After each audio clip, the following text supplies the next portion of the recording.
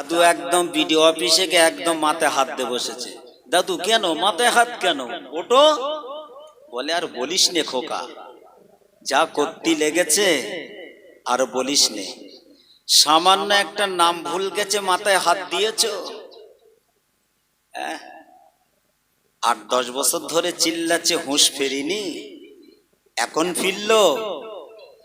8-10 বছর ধরে চিল্লাচ্ছে, চলে যাচ্ছে, সব চলে যাচ্ছে, ওয়াকফ চলে যাচ্ছে, মসজিদ চলে যাচ্ছে, মাদ্রাসা চলে যাচ্ছে, কবরস্থান চলে যাচ্ছে, সব চলে যাচ্ছে। এখন সামান্য নাম একটু ভুল হতেই পারে, মাথায় হাত দিচ্ছ কেন? বলে কি ভুল করেছি? এখন কিচ্ছু হয়নি, সবে তো শুরু করেছে, দেখো না, সামান্য কাগজ ভুল হয়েছে, কত কি ভুল হবে দেখো না। ঘরের বউগুলো যারা পর্দা করতো তাদেরও টান ধরিয়েছে, একটু অফিসাররা দেখবে তো, বুঝতে পারেননি? দেখার প্রয়োজন আছে না নাই? শুধু আপনারাই দেখবেন, ওদের কি দেখার শখ নাই? আল্লাহ আমাদের সকলকে হেফাজত করে, সকলে বলেন আমিন। দুঃখ পেও না বাবা, তাই আওয়াজ দিয়ে পড়ো, ঝিমালে হবে না, তাকতের সঙ্গে, ইমানের সঙ্গে, জজবার সঙ্গে আল্লাহ আল্লাহ রসুলকে খুশি করে বাড়িতে আর বসে থেকো না, থাকার দিন আর নাই। শালি শালা নিয়ে মজা তামাশা করার আর দিন নাই রে বাবা। এখন বাঁচাবার দিন, লড়াই করার দিন, ইমান বাঁচানোর দিন রে বাপ। কি করতে লেগেছে বুঝতে পারোনি? মজা সব বন্ধ করে দেবে। আল্লাহ আল্লাহ রসুলকে ভালোবেসে বেখিস্তিরি বাগানে এসে বসো, আল্লাহকে বলো, আল্লাহ আপনি আমাদেরকে সব নিয়ে নেন, কোনো দুঃখ নেই। আল্লাহ আমাদের সকলকে ইজ্জত ও ঈমান ও আমলকে বেঁচে রেখে ঈমানের সঙ্গে মরণ করো, জোরে বলেন আমিন। আল্লাহকে ডাকো। আমার আব্বা জানেরা, ও যুবকেরা, জওয়ানেরা, কান খাড়া করে শুনে রেখে দিন, আল্লাহ পাকের নবী, দিন দুনিয়ার বাদশাহ হাবিবুল্লাহ জনাবে মুহাম্মদুর রাসূলুল্লাহ সাল্লাল্লাহু আলাইহি ওয়াসাল্লামকে জিজ্ঞাসা করলেন, ইয়া রাসূলুল্লাহ, হাবিবাল্লাহ, ওই সমস্ত ব্যক্তিরা কারা কারা আমাদেরকে একটু বলো। আল্লাহ পাকের নবী, দিন দুনিয়ার বাদশাহ হাবিবুল্লাহ জনাবে মুহাম্মদুর রাসূলুল্লাহ সাল্লাল্লাহু আলাইহি ওয়াসাল্লাম, আল্লাহ পাকের নবী বলেছিলেন, ওই ব্যক্তিটা হলো, প্রথম নাম্বার হলো বৃদ্ধা বয়সে যে জিনা করে করে বেড়ায়। বৃদ্ধা বয়সে যে জিনা করে করে বেড়ায়। আল্লাহ পাকের নবী বলেন, দ্বিতীয় নম্বর ব্যক্তি হলো অত্যাচারী, জালিম, হক ইনসাফ করে না।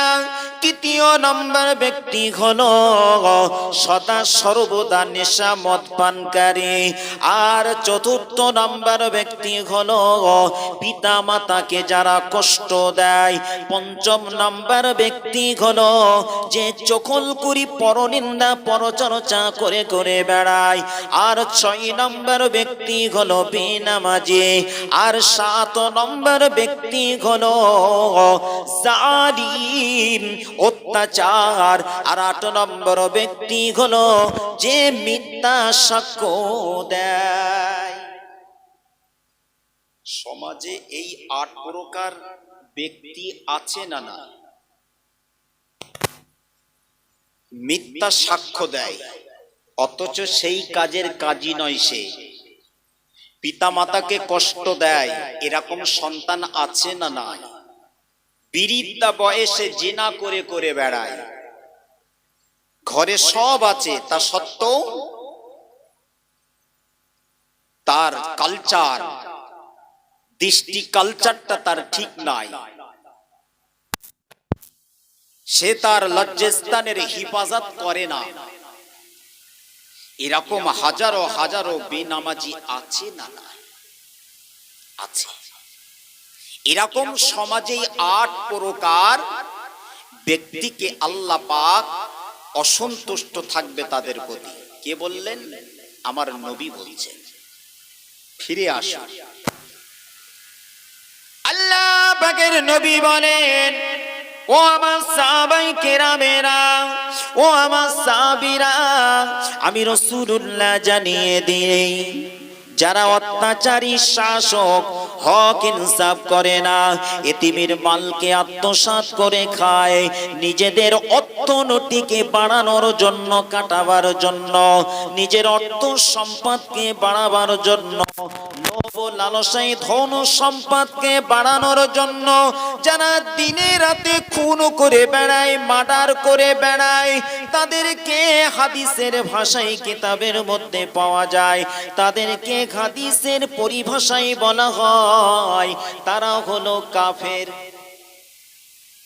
বুঝছেন? তাদেরকে কি বলা হয়? কাফের। যে জালিম অত্যাচার এতিমের মালগুলোকে ভক্ষণ করে করে খায়, অসহায়দের পাশে দাঁড়ায় না, অত্যাচারী জালিম হক ইনসাফ করে না, দিনে রাতে তারা মার্ডার করে, তাদের অন্তরে দয়া মায়া বলে কিছু নেই, তাদের পরিভাষায়, কিতাবের পরিভাষায় বলা হয় তাদেরকে কাফের বলা হয়। এক শ্রেণীর মানুষ আছে, তুমি যাকে তাকে কাফের তুমি বলতে পারবে? ও মিয়া, তুমি তো হারামের ওয়াজ শুনেছো, অপরদিকে যে হালালের ওয়াজটা আছে ওটা কে শুনবে? হারামের ওয়াজ শুনে তুমি তো ফতোয়া দিচ্ছ, হালালের ওয়াজটা কে শুনবে? এ যুবকেরা, জওয়ানেরা, কান খাড়া করে শুনে রেখে দিন। শুধু তাই নয়, ফিকার কিতাবের মধ্যে পাওয়া যায়, তারা যদি মারা যায়, হক ইনসাফ করে না, অত্যাচারী জুলুম, মেরে নেওয়া, কেড়ে নেওয়া, দিনে রাতে খুন মার্ডার অত্যাচার করে, এই কিতাবের পরিভাষায় যেমন কাফের বলা হয়েছে, ওরা যদি মারা যায়, ফিকার কিতাবের মধ্যে পরিষ্কার লেখা আছে তাদের জানাজা পড়া পর্যন্ত যাবে না। বুঝছে? তাদের জানাজা পড়া পর্যন্ত যাবে না। কাফেরের জানাজা পড়া যায়? আল্লাহ পাকের নবী, দিন দুনিয়ার বাদশা, হাবিবুল্লাহ জনাবে মুহাম্মদুর রাসূলুল্লাহ সাল্লাল্লাহু আলাইহি ওয়াসাল্লাম, আল্লাহ পাকের নবী বলেন, আমি রাসূলুল্লাহ জানিয়ে দিলাম, আমার উম্মতের মধ্যে 8 প্রকার জালিম থাকবে, 8 প্রকার বদকার থাকবে। এই 8 প্রকার বান্দাদের মধ্যে, আমার উম্মতের মধ্যে 8 প্রকার ব্যক্তি কাফের কাফের থাকবে। এরা জালিম অত্যাচারী শাসক করে করে বেড়াবে। এ যুবক শুনে রেখে দাও, রাসূলুল্লাহ বললেন, আমি আল্লাহ পাকের কসম খেয়ে বলছি, ওরা দাবি করবে আমরা মুমিন, কিন্তু আমি রাসূলুল্লাহ আল্লাহ পাকের কসম খেয়ে বলছি, ওরা কখনো মুমিন নয়, কিন্তু দাবি করবে মুমিন। জালিম কিন্তু নামাজ পড়ে, জানেন তো, রোজাও করে, হজও করে, যাকাতও দেয়, দান খয়রাতও করে, 5 ওয়াক্ত নামাজিও। সে হতে পারে আলেম, সে হতে পারে হাজী সাহেব, সে হতে পারে হুজুর সাহেব, সে হতে পারে মুফতি সাহেব, সে হতে পারে আমির সাহেব, হতে পারে। তার ভিতরে মেরে নেওয়া, কেড়ে নেওয়া, খুন, ধর্ষণ, পরনিন্দা, পরচর্চা, গীবত তার মধ্যে রয়েছে। রাসূলুল্লাহ বললেন, তারা মুমিনের দাবি করবে আখিরি জামানাতে। আমি রাসূলুল্লাহ বলে দিলাম, আল্লাহ পাকের কসম, তারা কখনো মুমিন নয়, মুমিন নয়, তারা কাফের কাফের। জি, শুধু নামাজ পড়লে হবে না, রোজা করলে শুধু হবে না। একদিকে যেমন নামাজ, রোজা, হজ, যাকাত, এটা আল্লাহ পাকের হুকুম বিধান, মানতেই হবে। অপর দিকে যেমন এতিম, অসহায়, দরিদ্রর পিতামাতার সেবা, দিন শরিয়তের খিদমত, মসজিদ মাদ্রাসা, হুকুকুল ইবাদ, দুটোকে আপনাকে মেনে চলতে হবে। এর নাম হলো মুমিন, ইমানদার মুসলমান। জোরে বলেন সুবহানাল্লাহ। আপনার মধ্যে শুধু নামাজ, রোজা, হজ, যাকাত শুধু থাকলে হবে না। একদিকে মেরে নেওয়া, কেড়ে নেওয়া, সুদখোর, মদখোর, জেনা, ব্যভিচারিতে ভর্তি। হেদায়েতের মালিক কে এবারে বলুন? হেদায়েতের মালিক হলো আমার আল্লাহ। কিন্তু আপনি বলেছেন আল্লাহ, কিন্তু হেদায়েতের আশা কাকে করতে হবে? আমাকে হেদায়েতের আশা যতক্ষণ না করবেন আপনি, আল্লাহ আপনাকে হেদায়েত করবেন কি করে? হেদায়েতের আশা করুন, আল্লাহ পাক আমাকে আপনাকে হেদায়েত করিয়ে দেবেন। জোরে বলেন সুবহানাল্লাহ। এই বর্তমান সমাজে এই ধরনের নীতিকীতি মানুষ আছে না নাই? আপনারা কথা বলেন। হুবাহুব রাসূলুল্লাহ যেটা বলে গেলেন, এই পরিভাষাতে এইরকম 8 প্রকার 10 প্রকার ব্যক্তি হুবাহুব আপনি পেয়ে যাবেন, কোনো বাদ নেই।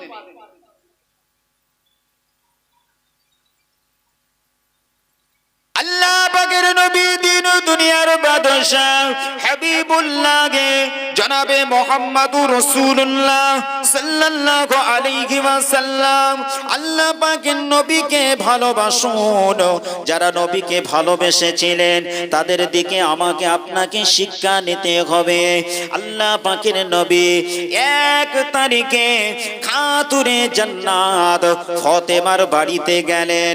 দেখতে পেলেন হাসনাইন কারামাইন, ইমামে হাসান, ইমামে হুসাইন, 2 ভাই খোদার জ্বালা যন্ত্রণার জন্য কাঁদতে লেগেছে। কাঁদছে। রাসূল গেলেন, ইমামে হাসান হুসাইন খুব কাঁদছে। আল্লাহ পাকের নবী বললেন, এই ইমামে হাসান হুসাইন কাঁদছো কেন? কি হয়েছে তোমার? ইয়া রাসূলুল্লাহ, হাবিবাল্লাহ, আমাদের কয়দিন খাওয়া হয়নি। খাতুনে জান্নাত ফাতেমাকে জিজ্ঞাসা করলেন, আমার বেটি ফাতেমা, আমার জামাতা শেরে খোদা আলী কোথায়? কোথায়? ইয়া রাসূলুল্লাহ, হাবিবাল্লাহ, আব্বাজান, আপনার জামাতা শেরে খোদা আলী উনি এখন মসজিদে আছে। ইমামে হাসান হুসাইনকে বললেন, নানা ভাই, সবর করো, ধৈর্য ধারণ করো। আমিও নবী, আমিও তো কয়দিন না খেয়ে দিন কাটাচ্ছি, পেটে পাথর বেঁধে আছি। রাসূলুল্লাহ নানা ভাইদেরকে এই কথা বলতে বলতে সিকমে মোবারক থেকে 3টি পাথর খুলে দেখালেন। দেখো আমার নানা ভাই, আমিও না খেয়ে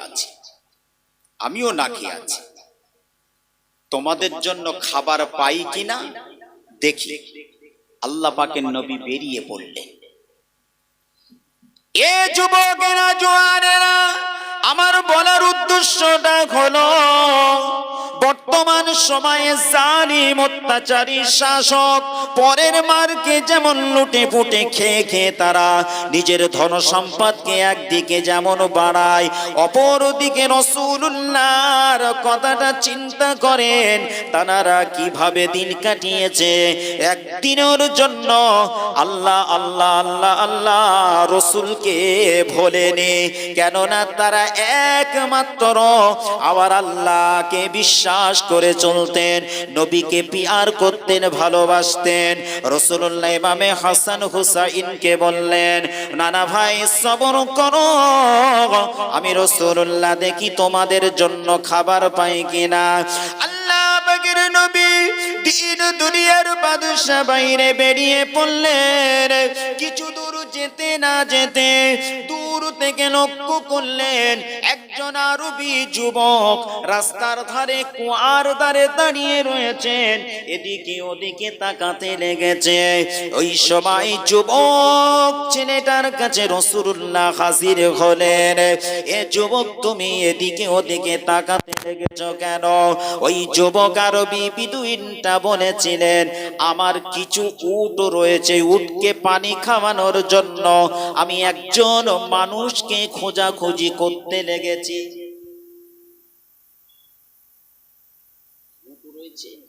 কিছু উট, এই উটকে পানি খাওয়ানোর জন্য আমি একজন ব্যক্তিকে খুঁজছি, যদি পেয়ে যাই আমি ওই জন্য রাস্তার ধারে দাঁড়িয়ে রয়েছি।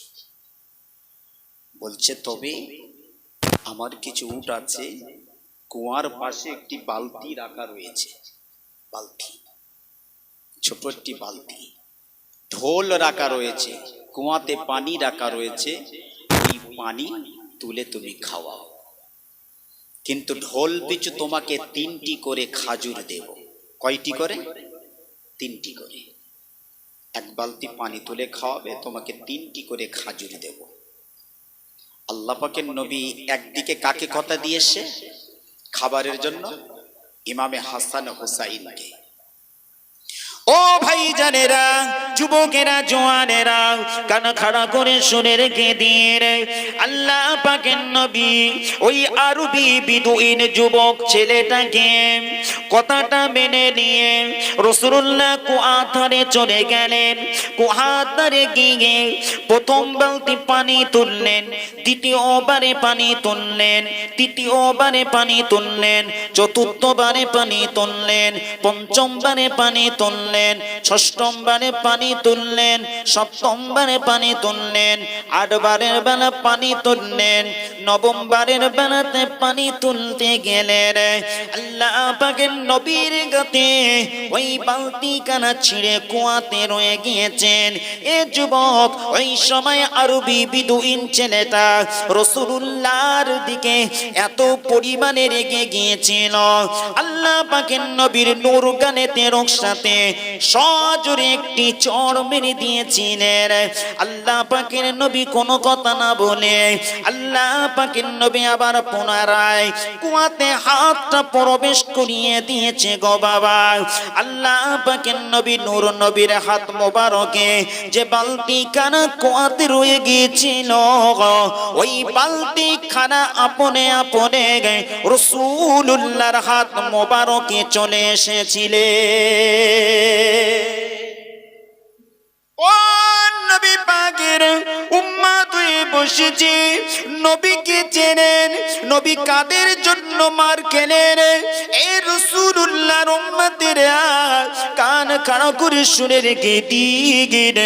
আল্লাহ পাকের নবীর হাতে 3 খাজুর দিলেন, 3 খাজুর দিলে রাসূলুল্লাহ চলে গেল। অপরদিকে বিদুইন আরবি ছেলেটা বাড়িতে চলে গেল। বাড়িতে গিয়ে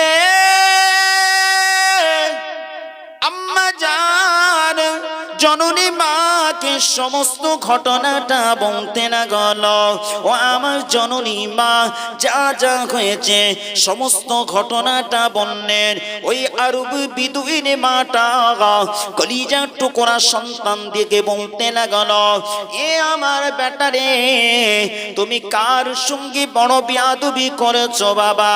তুমি জানো উনি কে? মা জননী, আমি তো জানি না, উনিকে আমার পরিচয়টা দেন না মা, ওনার সঙ্গে আমি বড় বেয়াদবি করে ফেলেছি মা, ওনার পরিচয়টা পাইনি গো মা, উনিকে। এ বাবা ছেলে, তুমি যার সঙ্গে বেয়াদবি করেছো উনি অন্য কেউ নয়, উনি হলো মুসলমানদের নেতা, উনি হলো মুসলমানদের গুরু গো। জানাকে না উসিলা, জানাকে না সৃষ্টি করলে আমার আল্লাহ, আল্লাহ পাক আসমান জমিন পাহাড় পর্বত নদ নদী নালাকে আল্লাহ সৃষ্টি করতেন না। তিনি হলো মুসলমানদের নেতা প্রফেট মুহাম্মাদুর রাসূলুল্লাহর সঙ্গে তুমি বড় বেয়াদবি করেছো, মুসলমানদের নেতার সঙ্গে বড় বেয়াদবি করেছো। যুবক ছেলেটা যখনই পরিচয় পেয়েছে আর থাকতে পারে না। আরবি বিদুইন, আমরা নবীর পরিচয় পাইনি, কথা বলে, আমরা নবীর পরিচয় পাইনি। আমাদের নবী তিনি না পরিচয় পেয়ে ভুল করেছে, অন্যায় করেছে। আমরা তো পরিচয় পেয়েছি, মায়ের পেটে ছিলাম, মায়ের পেট থেকে আমরা দুনিয়ার জমিনে এসেছি, ভূমিষ্ঠ হবার পরে আমরা শুনেছি নবী নবী নবী নবী নবী, শুনিনি কথা বল, শুনেছি। তাহলে আমাদের ভুল হচ্ছে না হয়নি? ভুল হচ্ছে আমাদের, বরঞ্চ নবীকে কানে শুনেছি, বরঞ্চ বেশি ভুল করছি, বেশি ভুল। কিন্তু তারা জানতে পারেনি ভুল করেছে। ভুল করে কি করেছে? এ যুবকেরা, জওয়ানেরা, কান খাড়া করে শুনে রেখে দিন। ওই যুবকই গুদি আরবি বিদুইন ছেলেটা রাসূলুল্লাহর পরিচয়টা নিয়ে একটি ঘরের মধ্যে চলে গেল। ঘরের মধ্যে গিয়ে ধরল অস্ত্রখানা নিয়ে নিজের ডান হাতটা রাসূলুল্লাহর প্রেমে মহাব্বতে কবজি পর্যন্ত কেটে ফেলেছে। জোরে বলেন সুবহানাল্লাহ। আর একটু জোরে হবে না? আপনারা কেটেছেন কখনো? রাসূলুল্লাহর প্রেমে মহাব্বতে হাত কেটেছেন কখনো? জালিম শাসক রাসূলুল্লাহর নামে কত দুর্নাম বন্যা, মসজিদ মাদ্রাসা ওয়াকাব নিয়ে কত কি হচ্ছে, হয় না কথা বলেন? ভয় পাচ্ছেন নাকি আপনারা? ভয় পান না তো? আমরা মুসলমান, কখনো রাসূলুল্লাহর সঙ্গে, রাসূল আমাদের মহাব্বত, ঈমান, প্রেম, ভালোবাসায় আমরা কি জান দিয়েছি নাকি? দিতে পেরেছি? দিতে পারিনি। কি করেছি? আমরা রাস্তায় অবরোধ করেছি। নবীকে আমরা ভালোবাসি। আবার অনেক মুনাফিক মুসলমান মজা নিয়েছি। আমরা যদি অবরোধ করি, আমরা যদি একসাথে সমবেত হয়ে যদি চিৎকার করি, কিছু মুসলমান মুনাফিক আবার মজা নেয়। তুমি সারা জীবন থাকবে। তারা মজা নিয়ে, তারা রাসূলের প্রেমে হাত কেটে ফেলেছে। রাসূলের প্রেমে ঘরের মধ্যে গিয়ে ধরলো অস্ত্র কানা নিয়ে নিজের ডান হাতটা কবজি পর্যন্ত কেটে ফেলেছে। ঘরের মধ্যে যন্ত্রণায় ছটফট করছে। রক্তক্ষরণটা জমিনে পড়ে ভিজে লাল হয়ে যায়। এ যুবক শুনে রেখে দাও, কারণ রাসূলুল্লাহকে মহব্বত করেছিল, আমরাও মহব্বত করি, তারাও মহব্বত করেছিল। ঘরের মধ্যে থেকে জননী মাকে ডাক শুরু করে দিয়েছে, এ আমার জননী মা, চলুন মা, চলুন রাসূলুল্লাহর দরবারে যাব। মা বেটা দুজনে গিয়ে রাসূলুল্লাহর কাছে গিয়ে ক্ষমা চেয়ে যাব। ও আমার জননী মা, চলুন, আমি সহ্য করতে পারি না মা, আমার যন্ত্রণা হচ্ছে মা, চলুন চলুন। আল্লাহ পাকের নবীর দরবারে আসছেন মা বেটা দুজনে। রাসূলুল্লাহর দরবারে আসলেন। একদিকে ইমামে হাসান হোসাইন, দুই ভাইকে কোলে করে রাসূলুল্লাহ খাজুর খাওয়াতে লেগেছে। জোরে বলেন সুবহানাল্লাহ। দুই ভাই খাজুর খাওয়াচ্ছে, খাজুর খাওয়াতে লেগেছে। যে খাজুরটা দিয়েছিল আরবি বিদুই 3-24 খাজুর দিয়েছে। এই খাজুরটা ইমামে হাসান ও হুসাইনকে কোলে বসিয়ে খাওয়াচ্ছে। আর অপরদিকে মা বেটা দুজনে আসছেন রাসূলের কাছে। রাসূল পাক সাল্লাল্লাহু আলাইহি ওয়াসাল্লামের দরবারে আল্লাহ পাকের নবীর একজন প্রিয়তম সাহাবী ছিলেন হযরতে সালমান ফারসি রাদিয়াল্লাহু তাআলা হাজির ছিলেন। বাইরেতে যেন কি একটা ডাকছে, মায়ের ক্রন্দনের একটা আওয়াজ শোনা যাচ্ছে। নবী বলছেন হযরতে সালমান ফারসিকে, এ হযরতে সালমান ফারসি, দেখো তো বাইরে যেন কে ডাকছে, কি ডাকছে দেখো। আল্লাহ পাকের নবী দিন দুনিয়ার বাদশা হাবিবুল্লাহ জনাবে মুহাম্মদুর রাসূলুল্লাহ সাল্লাল্লাহু আলাইহি ওয়াসাল্লাম আল্লাহ পাকের নবী হযরতে সালমান ফারসিকে বললেন, দেখো তো বাইরে কে যেন মায়ের ক্রন্দনের আওয়াজ শোনা যাচ্ছে। হযরতে সালমান ফারসি বাইরে বেরিয়ে দেখেন কিনা একজন যুবক তার ডানাগাতটা কবজি পর্যন্ত কাটা, অনর্গল খুনটা জমিনে পড়ে ভিজে লালে লাল হয়ে যায়। এ যুবকেরা জওয়ানেরা কান কান করে সুরের গিদির ওই যুবক ছেলের জননী মা পাশে দাঁড়িয়ে রয়েছে। ওই সময় যুবক ছেলেটার জননী মা হযরতে সালমান ফারসিকে বলতে লাগলেন, আমি একটু রাসূলুল্লাহর সঙ্গে দেখা করব। হযরতে সালমান ফারসি ঘরের মধ্যে চলে গেল। আল্লাহ পাকের নবীকে বলতে লাগলেন, ইয়া রাসূলুল্লাহ হাবিবাল্লাহ, ইয়া রাসূলুল্লাহ হাবিবাল্লাহ, আপনার সঙ্গে একজন জননী মা দেখা করতে চাই। আপনি আমাকে বাইরে যেতে বললেন। বাইরে গিয়ে দেখলাম একজন যুবক ছেলে তার ডানা হাতটা কবজি পর্যন্ত কাটা, অনর্গল খুনটা জমিনে পড়ে ভিজে লালে লাল হয়ে যায়। আল্লাহ পাকের নবী হযরতে সালমান ফারসির কথাটা শুনে রাসূলুল্লাহ বাইরে বেরিয়ে আসলেন।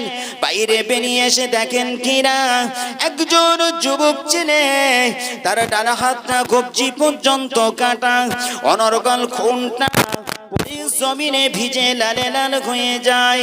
জননী মা রাসূলুল্লাহকে দেখে বললেন, ইয়া রাসূলুল্লাহ হাবিবাল্লাহ, ইয়া রাসূলুল্লাহ হাবিবাল্লাহ, বিআদবি মাফ করুন, বিআদবি ক্ষমা করে দিন। আমি আমার যুবক ছেলেটার জননী মা, আমি জননী মা হয়ে যুবক ছেলেটার জন্য আপনার কাছে ক্ষমা পেতে চাইছি। ইয়া রাসূলুল্লাহ হাবিবাল্লাহ, আপনার পরিচয়টা না পেয়ে আপনার সঙ্গে বড় বেয়াদবি করেছে। ইয়া রাসূলুল্লাহ হাবিবাল্লাহ, আপনার পরিচয়টা যখনই পেয়েছে আমার ছেলে আর থাকতে পারে না। আপনার মহব্বতে তার নিজের ডানা হাতটা কবজি পর্যন্ত কেটে ফেলেছে। জোরে বলে, আমার ছেলেটা থাকতে পারছে না, আমি ওর মা, ক্ষমা চাইছি।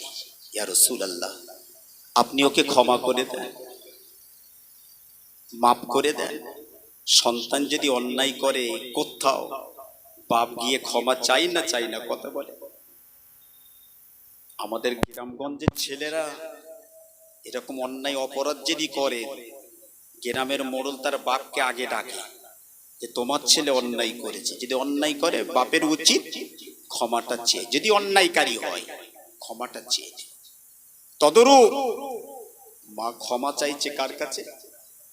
রাসূলের কাছে। ইয়া রাসূলুল্লাহ হাবিবাল্লাহ, আপনি ক্ষমা করে দিন।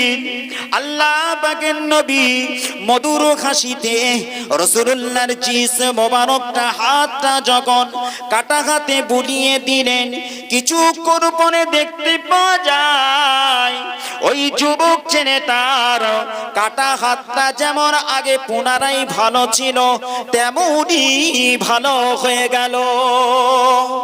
এ যুবকেরা কোন নবী পাকের উম্মত হয়ে বসেছি বাবা, যে রাসূলুল্লাহর জিসম মোবারকটা ঠেকানোর সাথে সাথে কাটা হাত জোড়া লেগে যেত, সেই রাসূলুল্লাহর উম্মত হয়ে বসেছো বাবা। আমরা হয়তো নবী হতে পারি নাই, আমরা তো রাসূলুল্লাহর উম্মত হতে পেরেছি। জোরে বলে, এটাই আমরা সুখী। যুবক ছেলেটা দেরি না করে জননী মাকে নিয়ে ওই সময় দুই মা বেটা দুজনে আর দেরি না করে রাসূলুল্লাহকে বলতে লাগলেন, ইয়া রাসূলুল্লাহ হাবিবাল্লাহ, আমরা আর ইহুদি বিদুইন থাকবো না, আমরা এখনই মুসলমান হয়ে যাব। ইয়া রাসূলুল্লাহ হাবিবাল্লাহ, আপনি আমাদেরকে কালেমা শরীফ পড়ে মুসলমান করে দেন। বেটা দুজনেই মুসলমান হয়ে গেল। ওই যুবক ছেলেটা জননী মা দুইজনে ইহুদি পল্লীতে চলে গেল। ইহুদি পল্লীতে গিয়ে রাসূলুল্লাহর সমস্ত ঘটনাটা শোনালো, রাসূলুল্লাহর কথাটা সব জানালো। ইহুদি পল্লীরা আর থাকতে না পেরে ঈমানের নূরের কালেমা শরীফ পড়ে সকলে ইহুদি পল্লীরা মুসলমান হয়ে যায়। জোরে হবে না? নারী দেখবে দরুদ শরীফ আল্লাহুম্মা।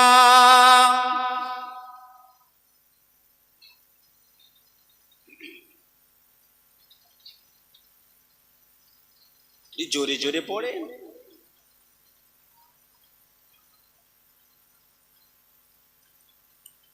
জ্যোৎস্না ভরা চাঁদনি রাতে চাঁদকে যখন দেখি, স্বপ্ন যুগে বিবর হয়ে শুধুই তোমায় ডাকি।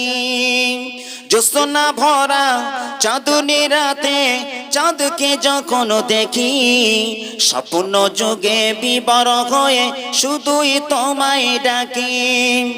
একাই বসে মগ্ন হয়ে ভাবি নীরবে, বিশ্বটাকে সাজিয়েছ অতি নিকন ভাবে।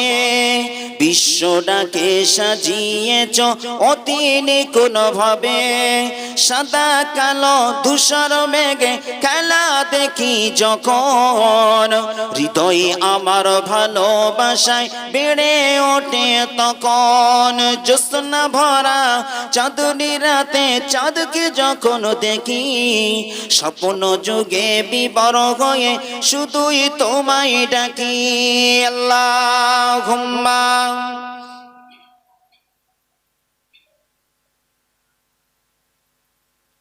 ওয়া আলা আলি।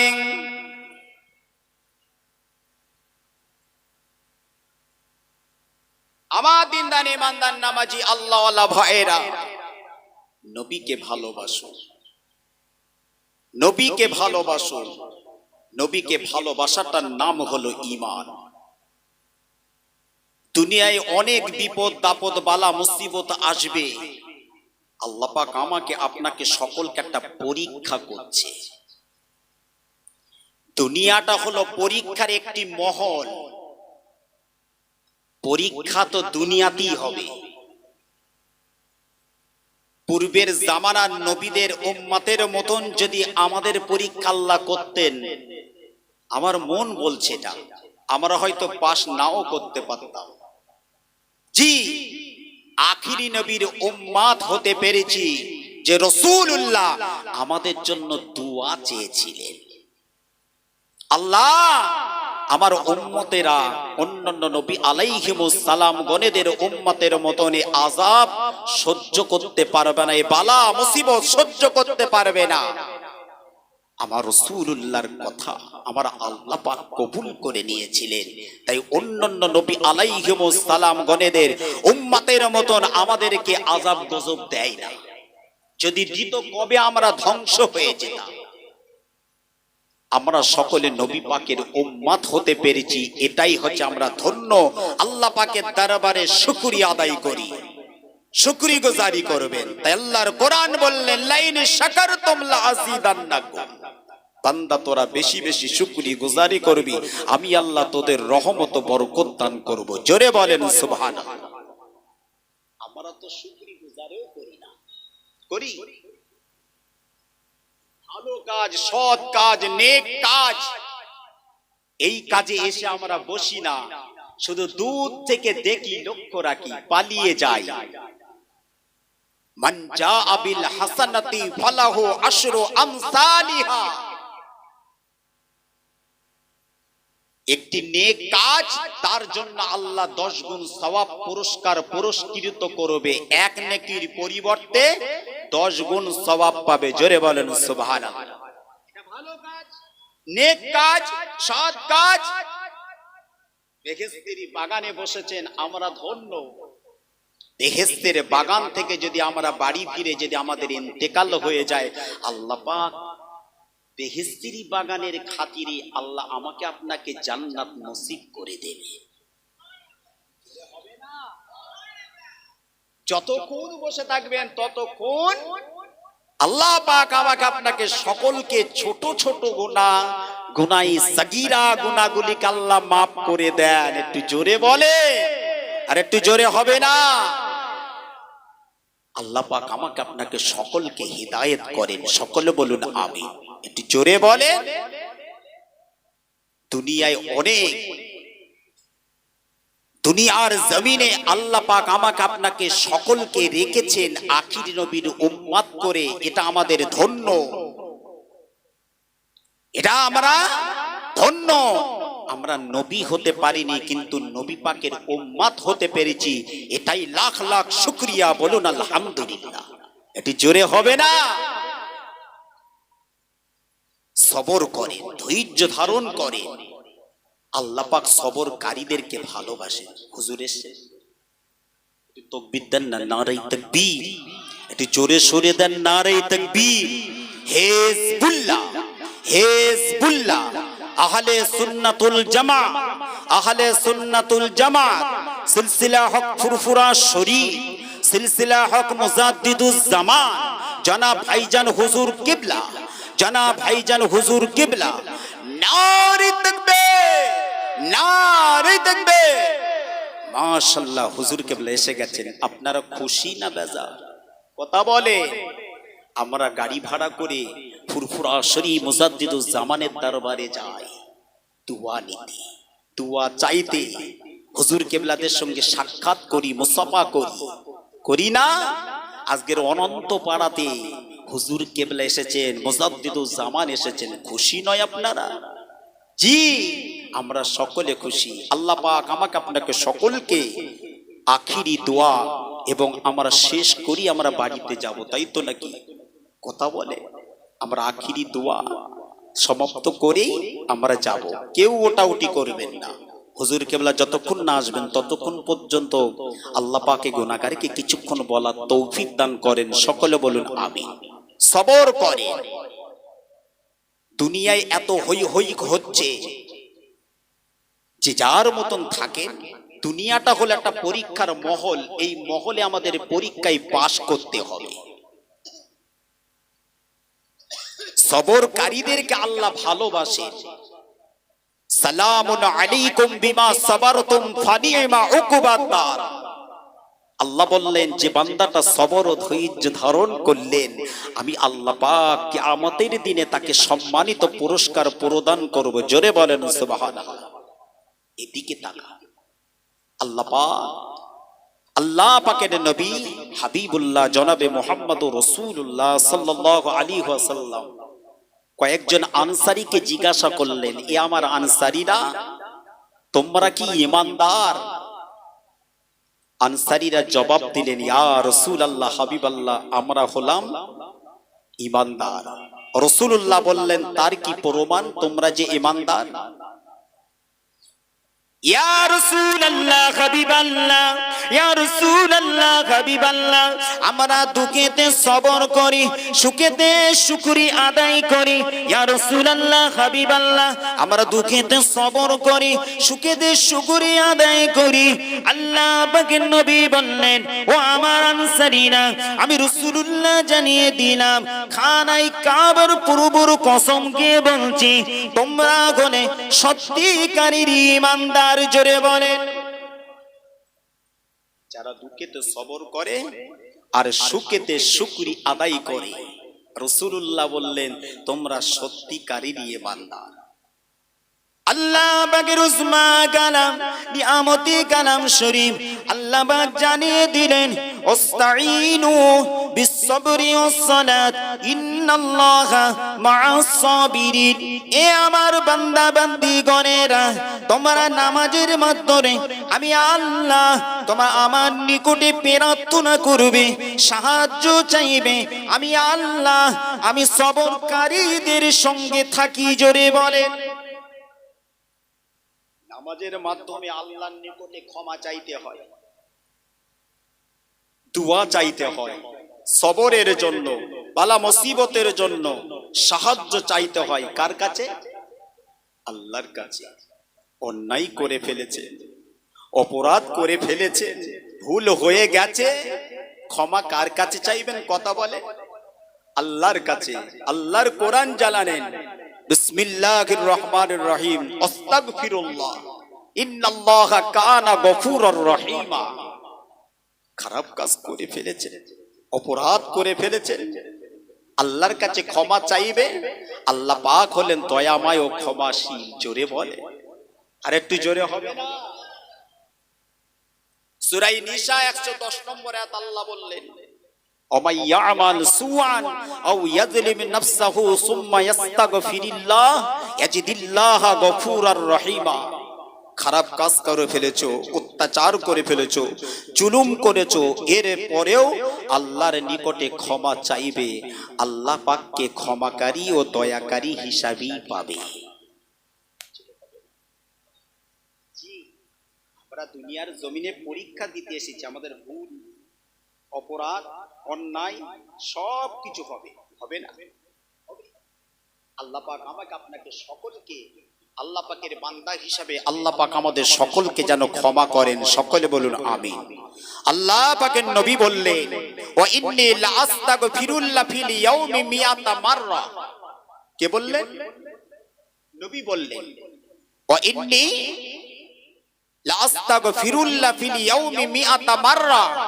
আমি রাসূলুল্লাহ দৈনিক 100 বার আমার আল্লাহ পাকের কাছে ক্ষমা প্রার্থনা করে থাকি। জোরে বলে, আল্লাহ পাকের নবী 100 বার প্রত্যেকটা দিন ক্ষমা চায়।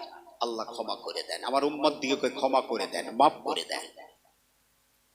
নবী আমার হাবলি উম্মতি উম্মতি বলে কাঁদে কাঁদে, আর আমরা কাঁদতে পারি না, চাইতে জানি না, বলতে জানি না। নবী আমাদের জন্য কাঁদে, হাবলি উম্মতি উম্মতি বলে কাঁদে। কাল কিয়ামতের মাঠে ময়দানে মাশারের দিনে, কাল কিয়ামতের মাঠে ময়দানে মাশারের দিনে আমার আল্লাহ পাকের মালাইকা ফেরেশতারা সম্বোধন করে বলবে, কারা কারা আল্লাহ পাকের কাছে ঋণী আছো বলো। কারা কারা আল্লাহর কাছে ঋণী আছো বলো। আল্লাহ পাক তোমাদিগকে আজকের ঋণগুলোকে পরিশোধ করে দেবে। সবাই অগ্রসর হয়ে যাও, সবাই অগ্রসর হয়ে যাও। আজকের দিনে আমার আল্লাহ পাক তোমাদের ঋণগুলোকে পরিশোধ করে দেবে। যে যার অবাক হয়ে যাবে, কে আল্লাহ পাকের এমন বান্দা আছে যে আল্লাহ পাকের কাছে ঋণী আছে। আল্লাহ আমাদের কাছে ঋণী না আমরা আল্লাহর কাছে ঋণী? কথা বলে। আল্লাহ পাকের হুকুমে আমরা নামাজ পড়তে পারিনি, রোজা করতে পারিনি, যাকাত দিতে পারিনি, দান খয়রাত করতে পারিনি, এতিম অসহায়দেরকে দেখতে পারিনি। আজকের আল্লাহর হুকুম যথারীতি আমরা আদায় করতে পারিনি। আমরা তো আল্লাহর কাছে ঋণী। কিন্তু কিয়ামতের দিনে আল্লাহ পাকের মালায়েকা ফেরেশতারা এইভাবে সম্বোধন করে বলবে, কারা ঋণী আছো বলো। আল্লাহ তোমাদের ঋণগুলোকে আজকে পরিশোধ করে দেবে। এ যুবকেরা, জওয়ানেরা, কান খাড়া করে শুনে রেখে দিন, কাল কিয়ামতের মাঠে ময়দানে মাশারের দিনে আল্লাহ পাকের মালায়েকা ফেরেশতারা এইভাবে উক্তি করবে। মালায়েকা ফেরেশতারা আল্লাহ পাকের বান্দা বান্দীগণদেরকে বলবে, এ আল্লাহ পাকের বান্দা বান্দীগণেরা শোনো শোনো, আল্লাহ পাক তোমাদের পৃথিবীর জমিনে তোমাদেরকে বিপদ আপদ দিয়েছিল, বালা মুসিবত দিয়েছিল, জর্জরিত দিয়েছিল। তোমাদের শৈশব কোণে তোমাদের কচি কাঁচা বাচ্চাগুলোকে আমার আল্লাহ পাক তোমাদের কাছ থেকে নিয়ে নিয়েছিল। এ আমার বান্দা বান্দীরা, আল্লাহ পাকের মালায়েকা ফেরেশতা এইভাবে বলতে থাকবে, ও আল্লাহ পাকের বান্দা বান্দা বান্দি গণেরা, তোমরা যে বিপদ আপদ বালা মুসিবত যারা যারা সবর ধৈর্য ধারণ করেছ, যারা করনি বলো, আজকের দিনেতে আল্লাহ তোমাদের ঋণগুলোকে পরিশোধ করিয়ে দেবে। সবাই অগ্রসর হয়ে যাবে। আমার আল্লাহ পাকের উসমা কালাম নিয়ামতি কালাম আল্লাহ পাক জানালেন, ইন্নামা ইউআফাস সাবিরুনা আজরাহুম বিগাইরি হিসাব। এই কোরআন শরীফের আয়াতটা শুনে সকলেই অগ্রসর হয়ে যাবে। কেননা আমার আল্লাহ পাক যারা দুঃখেতে সবর করেছিল, সুখেতে শুকরিয়া আদায় করেছিল, আল্লাহর বিধানে সন্তুষ্ট ছিল, আল্লাহ পাক সবরকারীদেরকে আল্লাহ অপরন্ত পুরস্কার প্রদান করবে। অপরন্ত পুরস্কার প্রদান করবে। কারা সবরকারী ছিল আর কারা সবরকারী ছিল না, আল্লাহ পাকের মালাইকা ফারিস্তারা তাদের নেক আমালগুলোকে খুলে খুলে দেখবে, কারা সবরকারী ছিল আর কারা ছিল না। যারা সবরকারী ছিল তাদেরকে আল্লাহ পাকের আরশ মোবারকের নিচে দাঁড় কষিয়ে রাখবে, আর যারা সবরকারী ছিল না তাদেরকে বিদায় দিয়ে দেবে। তোমরা বিদায়, এই শুনছেন, আপনারা শুনছেন, তাদেরকে বিদায় দিয়ে দেবে। আল্লাহ পাকের আরশ মোবারকের নিচে দাঁড় কষিয়ে রাখবে।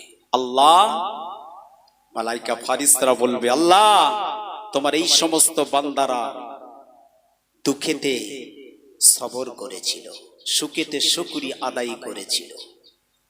আমার আল্লাহ পাক বান্দাদের দিকে তাকিয়ে বলবে, বান্দা তোরা আজ আমার পরীক্ষায় পাশ করেছি। জোরে বলে, একটু জোরে হবে না? এ আমার বান্দা বান্দিরা, আমি আল্লাহ তোদেরকে পৃথিবীর জমিনে জর্জরিত দিয়েছিলাম, বিপদ আপদ বালা মুসিবত দিয়েছিলাম, আমি তোদেরকে কতই না বিপদ দিয়েছিলাম। আজকের দিনে তোরা আমার পরীক্ষায় পাশ করেছি, আমাকে তোরা খুশি করেছি। আমি আল্লাহ তোদের কোনরূপ হিসাব নেব না। আমি আল্লাহ তোদেরকে তোদেরকে আদা করেছিলাম, তোদেরকে সম্মানিত পুরস্কার প্রদান করব। চলে যা বান্দারে, আমি আল্লাহ তোদেরকে আজ কোনরূপ হিসাব নেব না। আমার দয়ার জান্নাতে তোরা চলে যা। আজকে কোনরূপ হিসাব নেব না। কেন? তোরা আমার বিধানে সন্তুষ্ট ছিল, তোরা আমার বিধানে সন্তুষ্ট ছিল। তাই আজকে রে আমি আল্লাহ তোদের আর কোনো পরীক্ষা করব না। আমাদের মধ্যে আর সবরও নেই, ধৈর্য নেই, হট কথায় হাত তুলি, কথা ঠিক না ভুল কথা বলেন, একটু রেগে গেলেই হয়। সবর নেই তো, বিপদ দাপদ এসে গেছে, আল্লাহ তুমি আমার ঘরটাই দেখতে পেলে, আমার ঘরটাই দেখতে পেলে। তোমার নামাজ পড়ি, রোজা করি, জাকাত দিই, কত দান খয়রাত করি, কত সদকা জারিয়া করি, আমার ঘরেই বিপদ। পাশের বাড়ি নেশাপান করে, মসজিদের দরজায় যায় না, মসজিদ দেখে না, মসজিদে ঠোকে না, যায় না, ওর ঘরে তো কই কোনো বিপদ নেই। এরকম বলে না, বলে না? আমার তাজা ছেলেটাকে আল্লাহ তুমি তুলে নিলে, এরকম বলে। যেই মরে যায় আর সেই বলে, আমার বাপের তো কোনো দাড়ি পাকিনি, হট করে তুমি নিয়ে নিলে। পাশের বাড়ির দাদু ও বিড়ি খেয়ে খেয়ে কাশছে কক কক করে, তারে তুমি দেখতে পেলে না। সব মন করা নিজের ইচ্ছাকারিত কথা বলে ফেলে। তার মানে কি? ঈমান বড্ড দুর্বল, আল্লাহর প্রতি ভরসা নেই, সবর নেই, ধৈর্য নেই। আল্লাহ পাক যে কোরআনে জানিয়েছে, কোরআন পড়ে না, হাদিস পড়ে না, অথচ কোরআন শরীফের বায়ান শোনে না, হাদিসের বায়ান শোনে না। নিজেরাই সব কিছু মনে করে যে আমরাই সব। না মিয়া, কাল কিয়ামতের দিন বান্দি দিগকে বলবে আমার আল্লাহ, এ আমার বান্দিরা, তোমাদের কলিজার টুকরা সন্তানগুলোকে আমি আল্লাহ তোমাদের কাছ থেকে নিয়ে নিয়েছিলাম, এ আমার বান্দিরা, এ আমার বান্দারা, তোমরা সবর করেছিলে, ধৈর্য ধারণ করেছিলে। তোমাদের কলিজার টুকরা সন্তানগুলোকে তোমাদের কোল থেকে আমি আল্লাহ নিয়ে নিয়েছিলাম। যেমন তোমরা আমার কাছে সবর ধৈর্য ধারণ করে তোমরা যেমন পরীক্ষায় পাশ করেছো, যাও তোমার কলিজার টুকরা সন্তানদের সাথে অনন্তকাল পর্যন্ত আমার বেহেশতে তোমরা বাস করবে। জোরে বলে। রাস্তাঘাটে যদি কোনো ল্যাংড়া, কোনো কানা খোড়া বোবা যদি বেড়ায়, কোনো পাগল যদি ঘুরে ঘুরে বেড়ায়, আমরা নাকি কাপড় দিই তাদেরকে তাচ্ছিল্য মনে করে, তাদেরকে অবহেলা করে। এ যুবকেরা, মায়েরা, বোনেরা শুনে রেখে দেন, তাদেরকে তাচ্ছিল্য মনে করো না। গরিবদের দেখে তোমরা অসহায় মনে করো না, কেননা ধনীদের চেয়েও 500 বছর পূর্বে গরিবরা আল্লাহ পাকের দয়ার জান্নাতে বাস করবে।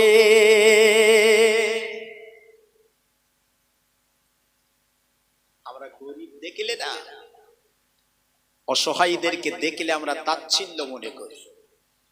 ল্যাংড়া খোঁড়া বোবা কানা কুঁজো দেখলে আমরা অনেকই রহস্য মনে করে।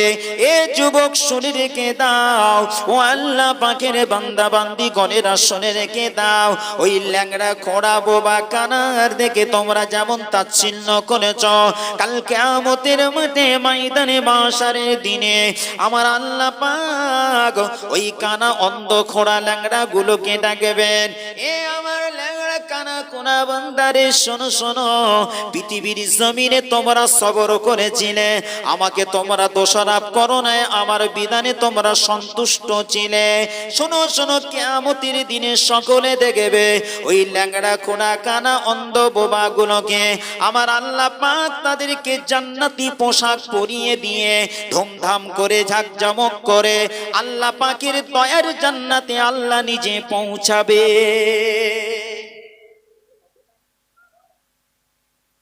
তাদের হয়তো পোশাক আসাদ হয়তো ভালো নেই, কিন্তু আল্লাহ পাক তাদেরকে ঘোষণা করেছেন, আমার জান্নাতি পোশাক পরিয়ে জাঁকজমক করে আমার জান্নাতে তোরা চলে যাবি।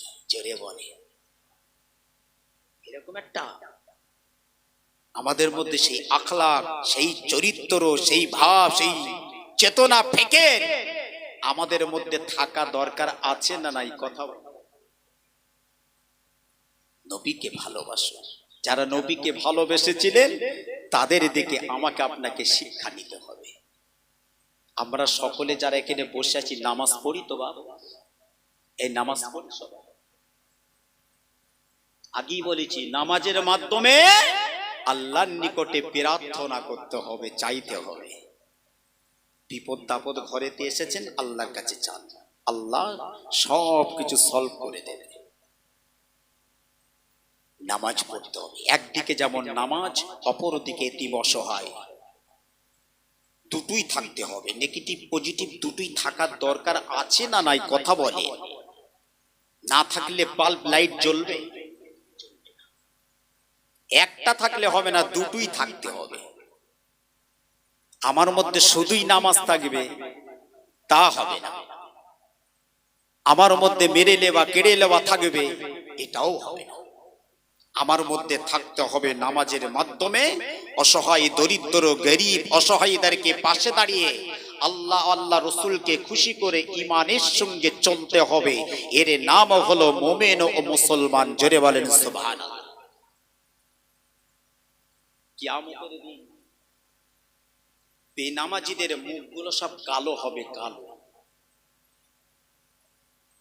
এখানে যারা বসে আছেন সকলে আমরা কিন্তু নামাজ পড়ি, বলতে পারবেন 5 ওয়াক্ত না পড়লে ঈদও তো পড়ে না, নামাজি 5 ওয়াক্ত নামাজি। একটা হাফেজ, কারি, মাওলানা, মুফতি ভাগ আছে না নাই বলেন?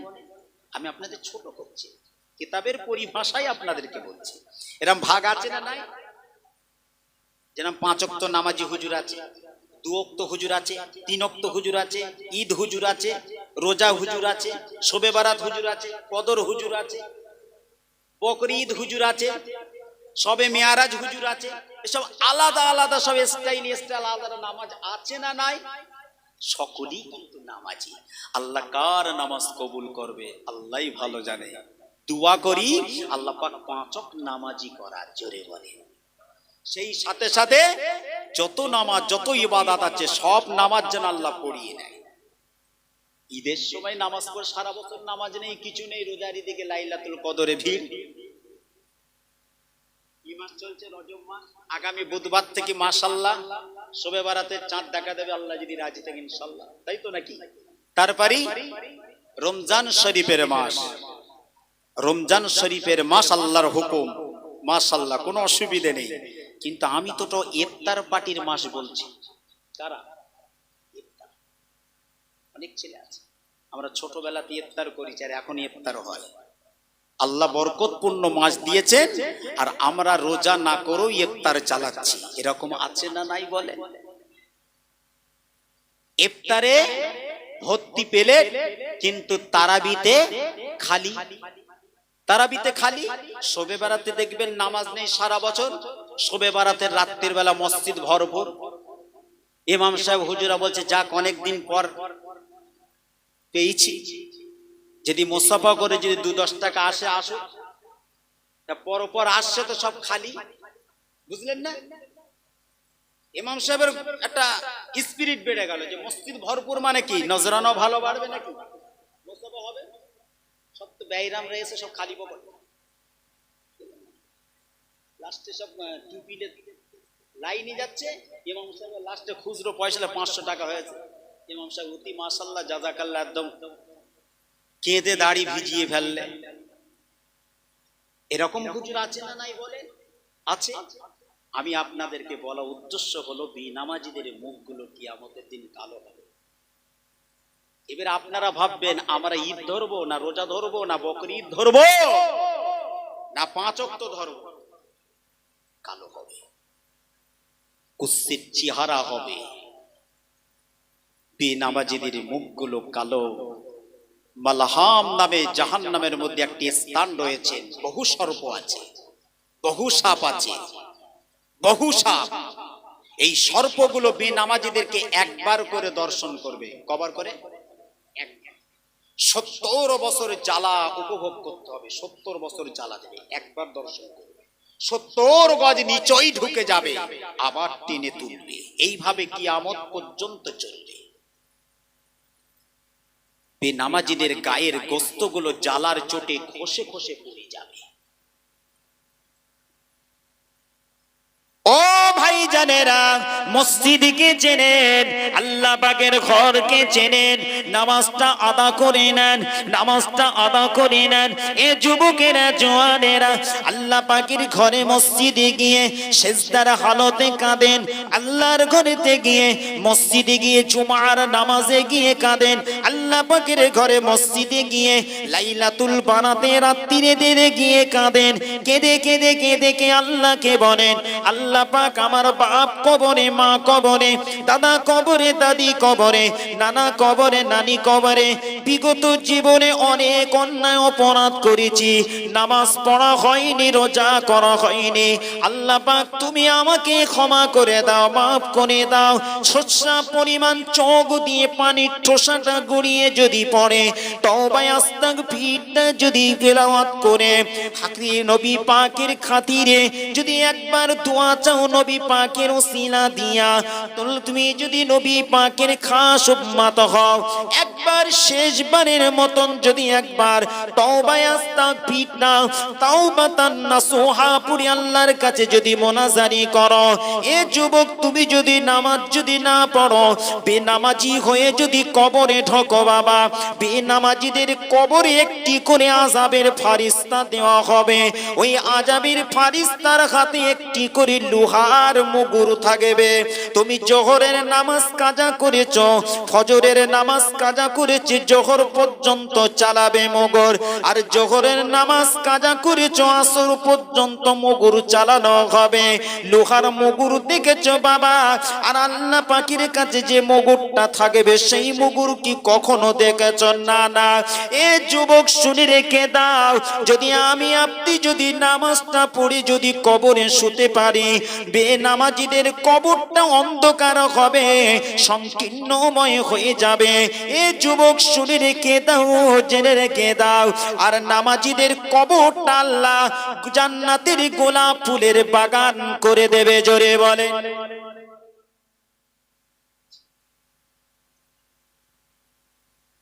নামাজিদের কবরটা নূর আল্লাহ নূর করে দেবে আল্লাহ। আর বেনামাজিদের কবরটা দুই ধারের মাটি এমন চাপ দেবে, হাড় হাড্ডি সব পিষ্ট পিষ্ট হয়ে যাবে। আচ্ছা, এই যে বক্তা, হুজুর, আলেম, ওলামা, ইমাম এই নামাজের কথা, শরিয়াতের কথা, কোরআনের কথা, রাসূলুল্লাহর কথা, জিহাদের কথা, রোজার কথা আপনার আমরা সকলে শুনি না কথা বলে। আমরা হয়তো কিতাব পড়তে পারি না, কিন্তু শুনি তো। এ ভয় লাগে না? এ ভয় হয় না? এসআইয়ের একটা নাম ভুল গিয়েছে, বিডিও অফিসে মাথায় হাত দিয়ে থুবড়ি মেরে বসে গেছে। সামান্য ভয়। বাঁচবেন কত বছর? 60 বছর। টেনে টুনে আমি 100 বছরই নিয়ে গেলাম। যদি আপনি আগেকার নবীর মতন যদি 800 বছর, 700 বছর, 500 বছর যদি বাঁচতেন, তাই বলতুন যে বাবা এখন এক খেল খাল। আমার আপনার হায়াত তো মাত্র 50-60 বছর, টেনে টুনে 100। এতই যদি এত বাহাদুরি লম্বা যদি মাথায় হাত পড়ে, তাহলে আযাব গজবের কথা শোনানো হয়, অন্তরে হৃদয়ে ভয় কেন আসে না? কারণ তো একটা আছে। গুনাহ করে করে অন্তরটা স্পট ফেলে ফেলেছি, কালো করে ফেলেছি। এত ঘষছি, এত দামি দামি দিয়ে ঘষছি, তাও হচ্ছে না। এ পরিষ্কার হবে একটাই রাস্তা। রাস্তাটা কি বলুন তো? জীবনের মতন তওবা করতে হবে। জীবনের মতন যদি তওবা যদি করতে পারেন, আল্লাহ পাক বিগত জীবনের সব অপরাধ আল্লাহ ক্ষমা করে দেবে। সব আস্তে আস্তে পরিষ্কার হবে, পরিষ্কার অন্তরে। নামাজ পড়বেন, আল্লাহর কাছে দোয়া চাইবেন। নামাজ পড়বেন, আল্লাহর কাছে ক্ষমা চাইবেন, দেখবেন কবুল হবে। নামাজ পড়লে একটা মজা আছে না নাই? নামাজে মজা আছে না নাই? ইবাদতে মজা আছে না নাই? বলে আছে। যারা হুবাহুব যায় আর মারে আর ঠকে আর ওঠে, এ কি মজা পাবে রে বাপ? হ্যাঁ, আল কোপানোর কায়দা শিখতে হবে যারা কোদাল কোপাতে পারে। আর যে নতুন চাঁদে সে দেখবেন নিজের আল কোপা থেকে পরের আল কোপাচ্ছে। চাচা সে বলে কি বাবা? বলে আমি কখনো কোদাল ধরিনি তো, তাই নিজের জমিটা একটু বড় করে দিচ্ছি। ওকে রেখে দেবে না মারবে? তুই যখন কোদাল ধরতে পারিস না, তা পরের আল ছিটলি কেন? কইবত হবে। তাই বাপ শিখতে হবে আগে, নামাজটা ঠিক ধীরে ধীরে আগে শিখতে হবে। কার কাছে? তার জন্য নবীর কারখানাতে যেতে হবে, মাদ্রাসাতে। মাদ্রাসাতে গেলে কি হবে? নামাজের তালিম হবে, রোজার তালিম হবে, হারাম হালাল শেখা হবে, সুদ ঘুষের কথা শেখা হবে, নাপাক থেকে কিভাবে পবিত্র হবে সেটা শেখা হবে। মসজিদের ইমাম সাহেবের কাছে যেতে হবে, শিখতে হবে। তবেই তবে হাকিকাতের কথা জানতে পারবে, বুঝতে পারবে। নবীর প্রেম, মোহাব্বত, ভালোবাসা যতক্ষণ পর্যন্ত হৃদয়ে না আসবে, ততক্ষণ পর্যন্ত পুরনো ইমানদার মুমিন হতে পারবেন না। জি, মুসলমানদের আখলাক চরিত্রটা হবে রাসূলের সুন্নাতের মতো। রাসূলুল্লাহ বলছেন, আমার একটা সুন্নতের পায়রাবি যে উম্মতটা করবে, আমি রাসূলুল্লাহ জানিয়ে দিলাম তার জন্য শাফাআত সুপারিশ করাটা আমি রাসূলুল্লাহ আমার জন্য ওয়াজিব হয়ে যায়। জোরে বলেন সুবহানাল্লাহ। রাসূলের উম্মত হয়ে বসেছি। আল্লাহ পাকের নবী দরবারে কিছু ইহুদি আরবি বিদুইন দেখতে পেলেন, আরবের জেদ্দার পাহাড়ি দুষ্ট লোকেরা একটা ধনী লোকের বাড়িতে হানা দিয়েছে, প্রচুর ধন সম্পদকে লুট করে নিয়ে যাবে বলে। আর ওই ধনীর বাড়িতে, ইহুদির বাড়িতে একজন যুবতী নারী ছিল। যুবতী নারী, যুবতী। ওই দলের, ইহুদি দলের সর্দারের কমান্ডারকে উপহার দিবে বলে এই মহিলাকে নিয়ে তারা পালিয়ে যাচ্ছিল। সেই জামানের আখলাক, রসুলের জামানাতে আর আমাদের বর্তমান সময়ে মায়েদের, বোনেদের, আমাদের বাপেদের আখলাক এক নয়। তাদের আখলাকের সঙ্গে আসমান আর জমি। মুসলমানের ছেলেরা খবর পেল যে অমুক ধনীর ইহুদির বাড়িতে একজন যুবতী তাদের ধন সম্পদকে লুট করে নিয়ে পালিয়ে যাচ্ছে। পিছনে মুসলমানের ছেলেরা তাড়া দিয়ে তাদেরকে ধরিয়ে গাইড করলেন, আটকালো। আটকে তাদের সঙ্গে লড়াই না করে পাল্লা দিয়ে মহিলাকে প্রাণে বাঁচিয়ে দিয়ে তারা পালিয়ে লুট করে নিয়ে চলে গেল। মহিলা রয়ে গেল। মহিলাটাকে নিয়ে রাসূলুল্লাহর দরবারে হাজির করলেন। ইয়া রাসূলুল্লাহ, হাবিবাল্লাহ, ইয়া রাসূলুল্লাহ, হাবিবাল্লাহ, মহিলাকে আপনার দরবারে নিয়ে এসেছি। আল্লাহ পাকের নবী, দিন দুনিয়ার বাদশাহ, হাবিবুল্লাহ, জনাবে মুহাম্মদুর রাসূলুল্লাহ সাল্লাল্লাহু আলাইহি ওয়াসাল্লাম, আল্লাহ পাকের নবী বলেন, ও মহিলা তুমি কি চাও? মহিলা এই সময় জবাব দিলেন, ইয়া রাসূলুল্লাহ, হাবিবাল্লাহ, মুসলমানেরা আমাকে উদ্ধার করে আপনার দরবারে নিয়ে এসেছে। ইহুদি ছেলেরা, ওই যুবকের ছেলেরা, দুষ্টু লোকেরা আমাদের ঘর থেকে ধন সম্পদকে লুট করে নিয়ে পালিয়ে যাচ্ছিল, সেই সাথে আমাকেও নিয়ে পালিয়ে যাচ্ছিল। আপনার লোকেরা, মুসলমান ঘরের ছেলেরা আমাকে উদ্ধার করে আপনার দরবারে নিয়ে এসেছে। ইয়া রাসূলুল্লাহ, হাবিবাল্লাহ, আমি এখন নিরাপদে বাড়ি ফিরতে চাই। আল্লাহ পাকের নবী উঠে দাঁড়ালেন।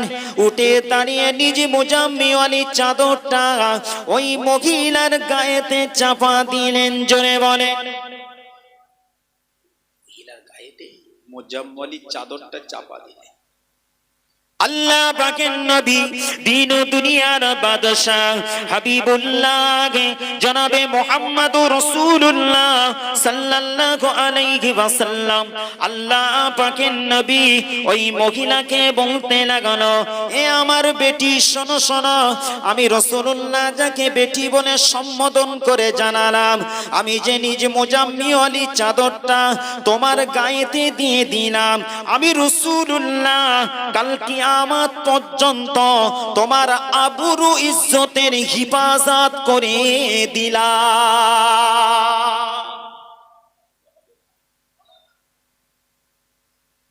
ও আমার বেটি, শোনো শোনো, আমি রাসূলুল্লাহ তোমার ইজ্জত ও সম্মানের হিফাজত করে দিলাম। কিয়ামত পর্যন্ত তোমার আবরু ইজ্জতের উপরে দুনিয়ার কোনো শক্তি নাই, পাওয়ার নাই, তোমার আবরু ইজ্জতের উপরে কেউ হামলা করতে পারবে না। জোরে বলেন, রাসূল পর্দাকে ফরজ করে দিলেন, পর্দার হেফাজত করে দিলেন। আল্লাহর হুকুম বিধান হয়ে গেল, পর্দাটাকে ফরজ করা হয়ে গেল। আজ আমরা পর্দাটাকে, নিজের মা বোনগুলোকে আজ রাস্তায় দেখে আনার জন্য একটা রাস্তা পথ বার করে দিলাম। যাও, আমাদের সইতে আর কাজ হবে না, ঘরের মা বোনগুলোকে টেনে টেনে বার করে তাদের সই আগে করো।